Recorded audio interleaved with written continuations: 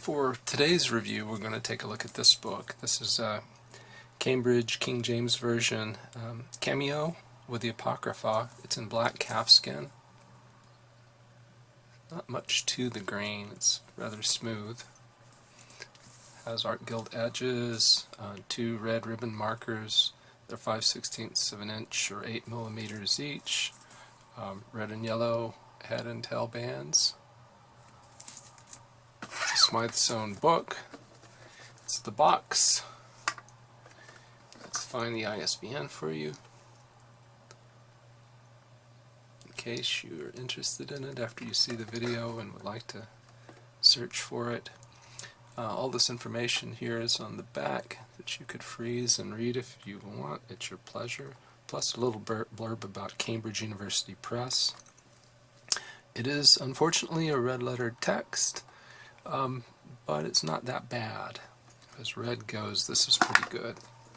So we'll put the box away and we'll take a look at the book some more. Dimensions, top to bottom, 7 and 7/16 of an inch tall, 5 and 3/16 wide, 1 and 7/16 inches thick.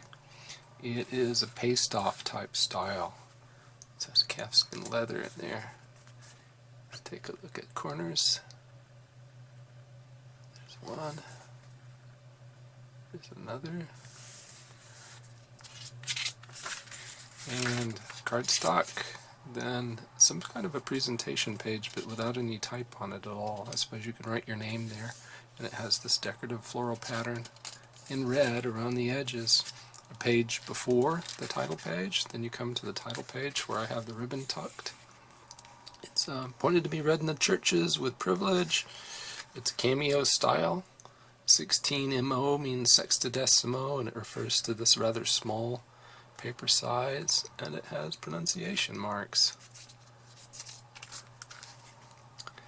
Cambridge University Press locations, a coat of arms. Let's see.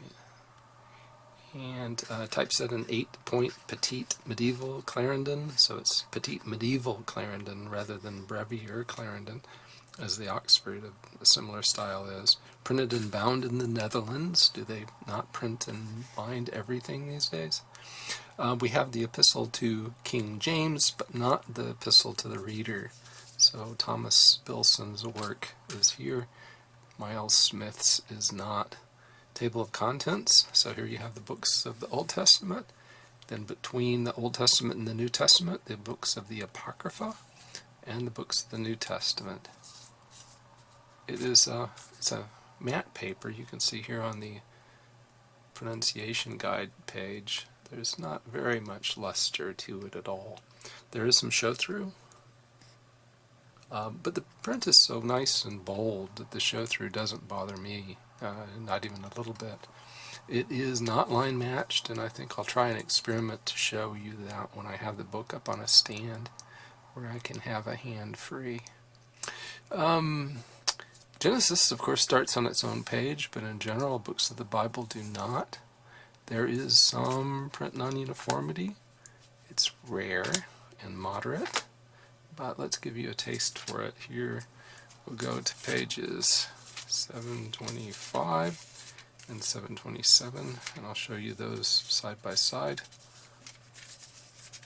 And you can see that's the kind of print non-uniformity you'll find in this book. Not very bad. Certainly the left is serviceable. The right's a little darker and I think a little better. The Old Testament has 1107 pages. Flip to the end of that, and at the end of Malachi, here, on page 1109, 2 of the pages were blank. You come to a blank page at the back side of Malachi, then there's an empty sheet, blank on both sides. Then you have the title page for the Apocrypha, and you come to the first book of Esdras. And I just want to show something here by laying these over each other. Going back here on the left is part of Zechariah, and on the right If you're like me, you think that the type in the Apocrypha on the right is a little crisper. It almost looks larger.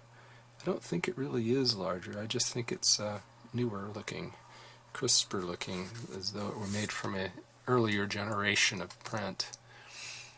Let's see. Apocrypha runs for 271 pages. And we'll get to the end of that.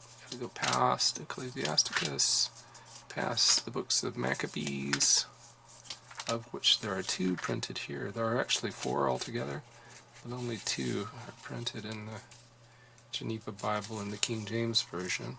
At the end of the Apocrypha, the back side of the last page, the 2nd Maccabees is blank. You have 1, 2, 3 blank sheets of paper, and you come to the New Testament with the words of our Lord while upon earth printed in red. And same sort of thing here. Let's take a look at those red letters. So here we are in Matthew, it's the end of chapter 9. You can see the red next to the black. So like I said, it's not too bad. I wish it were a little darker, but that's not too bad. That's pretty good. New Testament runs for 337 pages.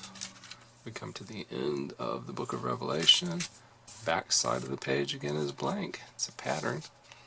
We're at the concordance to the Old and New Testament. It's a 2-column concordance with the words themselves in bold, and then the citations in the small font next to it. We'll talk about font size in a little bit. After the concordance, Bible maps. It's on a little bit heavier paper. These 2 sheets are map index. And then there are 15 Moody Bible Institute maps on 16 non-glossy pages, and the maps stay out of the gutter. There are no gutter issues here. There's a page where it looks like you might have a gutter issue until you look closely, and you really don't. And you're at the back of the book, where I have the 2nd ribbon marker, and we're finished with the flyover, except I did want to mention while I'm here that it is only almost the pure Cambridge edition. And if we look at 1 John 5:8, my understanding from my reliable internet sources is that the pure Cambridge edition has a lowercase s here, and so although this is a Cambridge Bible, it appears not to be the pure Cambridge edition. So what we'll do next is we'll put the book up on a stand and we'll look at the details of a page more closely. Okay, we'll take a quick look now at the page layout. As you can see, the book titles are in the outside edges of the page, and also along the top of the page you have the headings. Page numbers are down bottom center. It's verse by verse, 2-column format. Each column of text is about 43 millimeters wide, and it's about 30 characters. I've counted as many as 33 in some of them. Top to bottom, there are 55 lines of text. Page dimensions, top to bottom, 177.5. Sideways, 122. So I get 6.99 inches tall. It's almost 7 inches tall, and it's 4.8 inches wide. Margins at the top of the page, 10 millimeters. Bottom, it's about 14 here. The inner margin can be as much as 10 millimeters, and the outer margin is 10 millimeters. The font is supposedly 8 points. It's an 8-point petite medieval Clarendon, and so I took a look at it, compared it to my little sheet that has the word "then" printed on it, and if you put 8 points next to than there, and you look at the heights of the characters, it is pretty close. This, of course, on the left is much bolder, but the E's and the N's and the H's and the T's are all about the same height at 8 points in Times New Roman, so it's very close. I also calculated the font size using the pica system, where 1 point is 0.3514 millimeters, and the calculated font size here is 7.64 points. The references in the center column are about 6 points. The concordance looks to me to be about 6.5. Line spacing is somewhat tight. It is worse than in the turquoise. The turquoise is the same layout. The words appear in the same order, and the line breaks are at the same place. So the verses in the turquoise look the same to your eye as the verses in the Cameo, but they're spread out. They're shifted this way so that there's more line spacing in the turquoise. I think the tracking looks pretty good. I don't see any letters that are awfully close to each other. So to my eye, that looks pretty good. It is not line matched, and let's see if we can show you that here. Zoom out a little bit maybe, and we'll see how close we are to being line matched. I have my night vision flashlight. We'll see how well this works. So here's a page. I'm lifting it up, and you can see the print from the previous page, and in places it's not lining up very well. Here I think accidentally we have some line matching going on, but it's not over the top. Here, you can see here a but from the previous page showing through, and it's a little offset. So definitely not line matched. I'm not sure that little experiment worked, or whether we will leave it in the movie. Okay, supplied words are in italics, as is common in the King James Version. It's just that some editions, like the long primer, do not have the supplied words in italics, but here we do. References are in the center column, just as in the turquoise, and like in the long primer in the turquoise, they are excellent in that they follow the order of the references as they appear on the page. So here's A and B, and then C comes here, but oftentimes with modern Bibles they're all lined up. The top ones here line up with the left column, and then you get to some word down the middle of the page before you hit references that are in the right column. Whereas here, reference D is in the right hand side, and it's lined up nicely with the verse to which it refers. So I think that's wonderful. Center column here is about 12 millimeters wide. I think the references, from my spot checking, they appear to be the same as in the Cambridge Turquoise. So we will break now and we'll do some comparisons.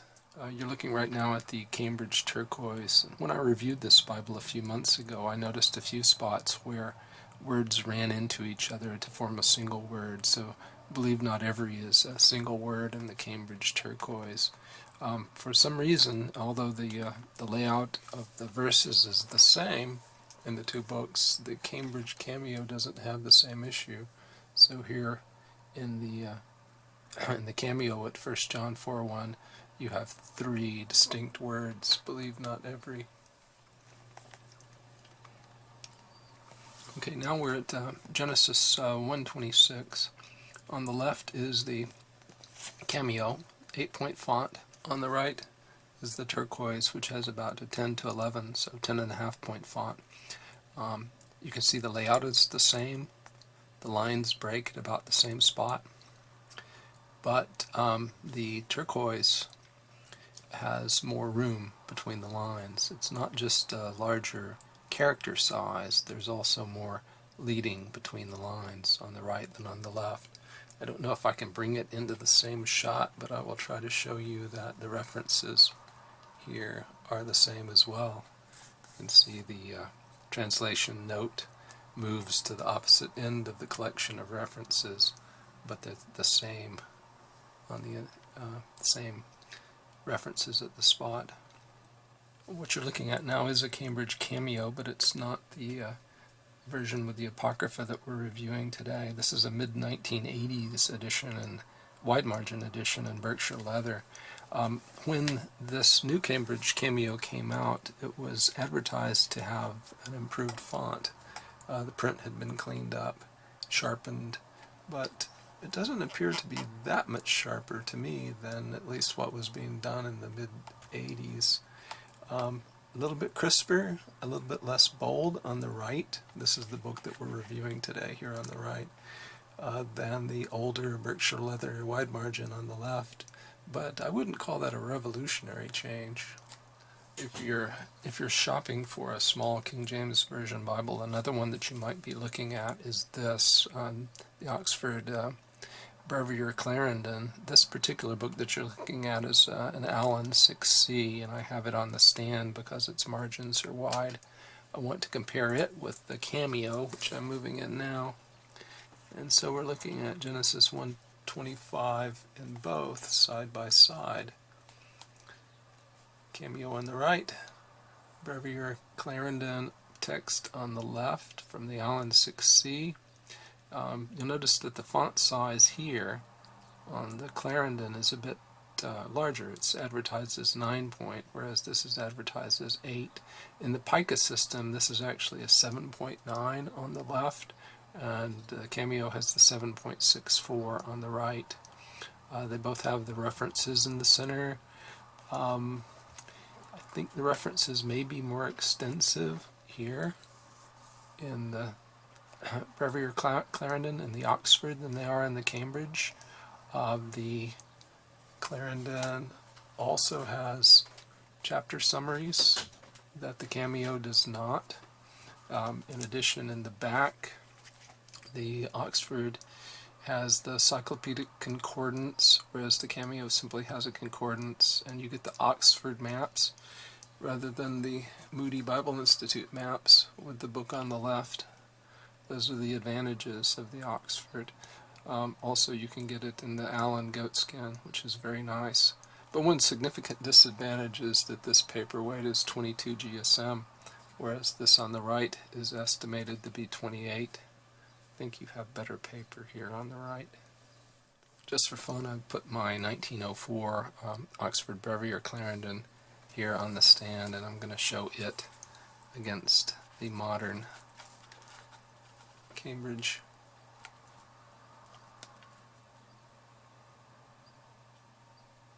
And isn't that remarkable?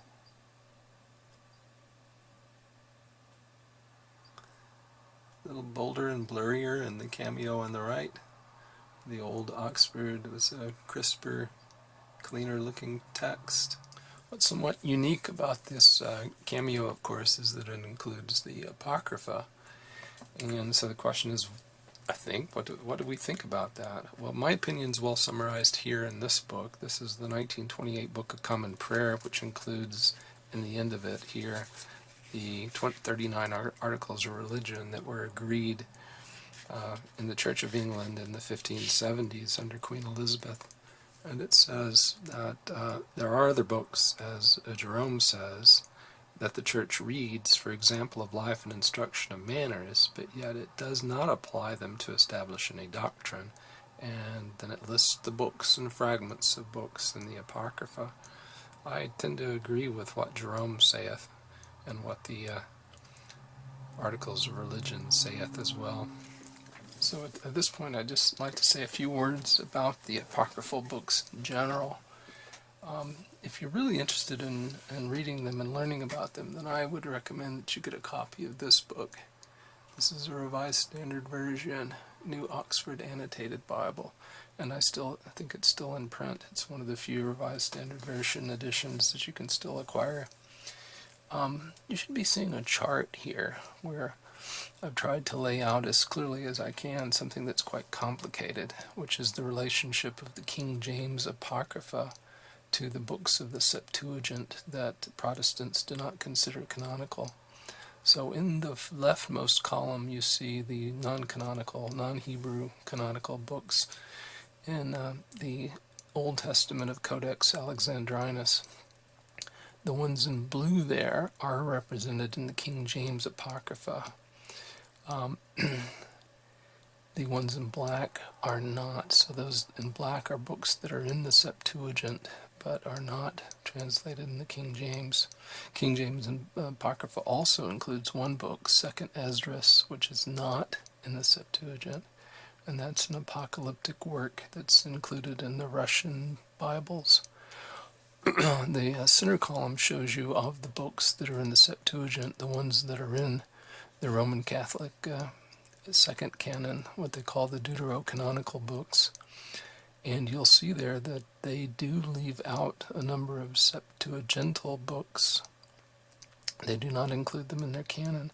15 years ago or so, I used to listen to Catholic radio from time to time, and I would hear apologists say that we Protestants should include the deuterocanonical books in our canon because, after all, they're in the Septuagint, and the Septuagint was the Old Testament of the Church. But by that logic, then the Catholic Church, Roman Catholic Church, should include all of the books on the left in their canon, and they do not.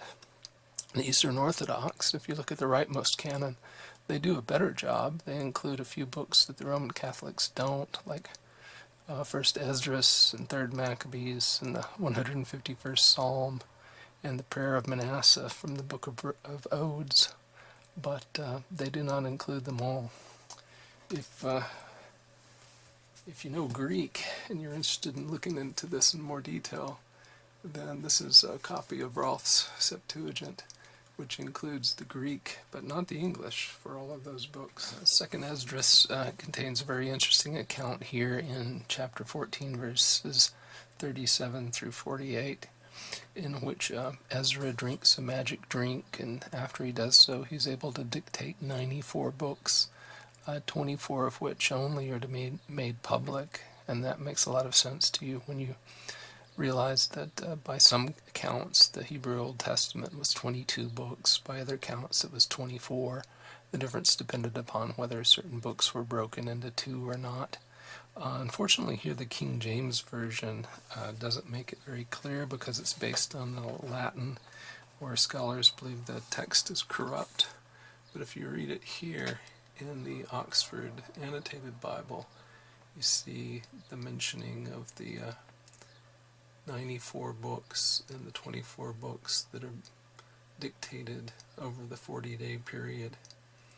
And so essentially it's an account in this apocryphal book of Ezra, by virtue of a magic drink that looks like fire, the color of fire, is able to dictate the Old Testament, which had been lost.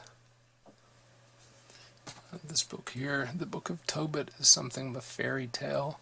It involves a demon that kills a woman's fiancé, I'm having trouble saying the word, fiancés, and an angel that's able to cure a blind man. The Book of Judith is kind of interesting. I think this particular passage I'm going to show you could have been one of the inspirations for Robert E. Howard when he wrote his Conan the Barbarian short stories. The Babylonians have invaded the Holy Land, and at their head is their general Holofernes, and he asks a lady named Judith, who's a widow, to come to his tent. He's asleep. At some point she comes to the pillar of the bed, which was at his head, and took down his falchion from thence, and approached to his bed, and took hold of the hair of his head, and said, "Strengthen me, O Lord God of Israel, this day." And she smote twice upon his neck with all her might, and she took away his head from him.